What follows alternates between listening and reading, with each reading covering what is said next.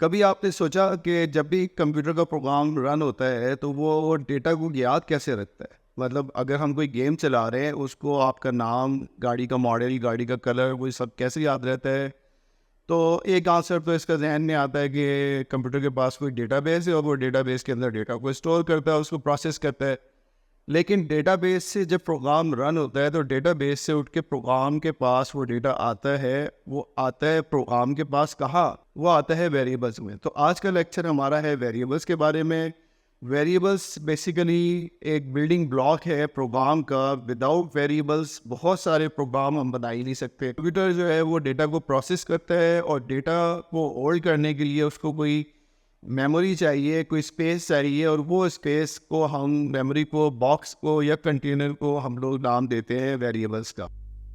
Applications की बात की जाए, वेरिएबल हम क्यों इस्तेमाल करते हैं, तो मैंने बताया कि कोई डेटा को स्टोर करने के लिए, डेटा को मैनिपुलेट करने के लिए, मतलब किसी चीज़ को होल्ड करने के लिए, वैल्यू को। फॉर एग्जांपल मैं एक प्रोग्राम बना रहा हूँ जिसमें मैंने डेट ऑफ बर्थ ली और एज कैलकुलेट करके बता दी। तो डेट ऑफ बर्थ ली किस में ली? एक वेरिएबल के अंदर लिए, उसको प्रोसेस किया और रिज़ल्ट बता दिया जी क्या हुआ।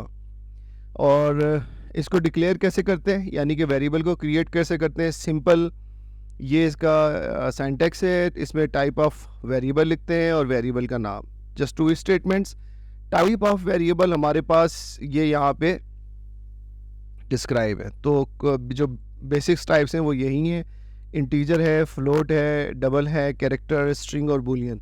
तो इनके ऊपर हमने अभी आगे जो नेक्स्ट लेक्चर है उसके ऊपर हमने कुछ एग्जांपल देखनी है। इस लेक्चर में भी हमने एक क्लास में एक एग्जांपल देखनी है, so stay tune with me.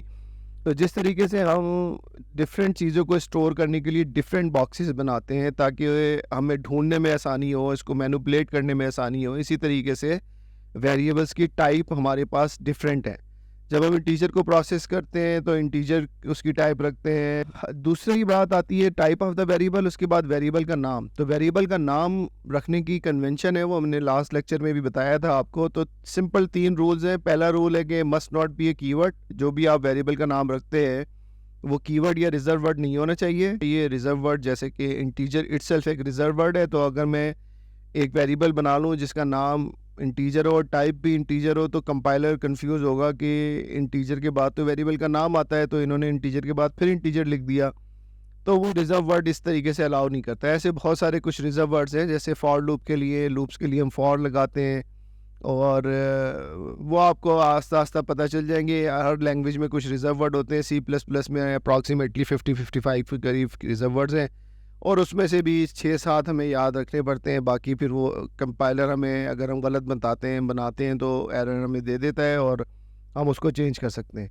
First rule. Second rule ये है कि वेरिएबल का जो नाम है वो हम डिवाइड करते हैं 2 हिस्सों में। पहला हिस्सा फर्स्ट लेटर और दूसरा हिस्सा तमाम बाकी के लेटर। तो first letter must start with a letter और अंडरस्कोर सिंबल। पहला लेटर जो है, पहला जो लेटर है वेरिएबल का नाम का, वो या तो लेटर होना चाहिए A to Z या अंडरस्कोर। इसके अलावा कोई चीज़ अलाउ नहीं है। 1 2 3 spaces, special symbols, nothing is allowed. बाकी जितने भी कैरेक्टर्स हैं, rest of the characters can be a combination of letter, underscore और नंबर। तो इन तीनों की कम्बिनेशन हो सकते हैं। इसके अलावा अगर कोई चीज़ है, जैसे स्पेस है, कोई स्पेशल सिंबल है, तो वो अलाउ नहीं होते, वो इलीगल होते हैं। अब आ जाते हैं एक एग्जांपल की तरफ। ये एक प्रोग्राम है। फॉर एग्जांपल मैंने यहाँ पे एक वेरिएबल बनाया इंटीजर एज और उसकी वैल्यू कर दी 5। अब ये बेसिकली 2 स्टेटमेंट्स को मैंने एक ही स्टेटमेंट में लिख दिया है। वैसे अदरवाइज़ हमें इसको करना पड़ेगा, इंटीजर एज डिक्लेरेशन अलहदा करनी पड़ती है और डेफिनेशन उसकी अलहदा लिखनी पड़ती है। तो ये जो फर्स्ट स्टेटमेंट है ये कहलाती है वेरिएबल डिक्लेरेशन, और सेकंड स्टेटमेंट जो है वो कहलाती है वेरिएबल डेफिनेशन। तो इस स्टेटमेंट में जो है हमने दोनों को कंबाइन कर दिया, हम कंबाइन कर सकते हैं। और इसी तरीके से मैंने एक वेरिएबल टाइप बना लिया फ्लोट, और उसके अंदर सैलरी स्टोर की, कैरेक्टर डेटा टाइप बनाया, बूलियन बनाया, इसी तरीके से स्ट्रिंग डेटा टाइप। तो हम इस तरीके से डिफरेंट वैल्यूज़ को स्टोर करने के लिए डिफरेंट वेरिएबल्स बनाते हैं। इस प्रोग्राम की एग्जांपल का मकसद ये है। अब यहाँ पे मैंने डिस्प्ले करवाई हैं वही वैल्यूज़ जो यहाँ पे दी हुई थी। लिखा हुआ आएगा एज और फिर उसकी एज लिखी हुई आएगी।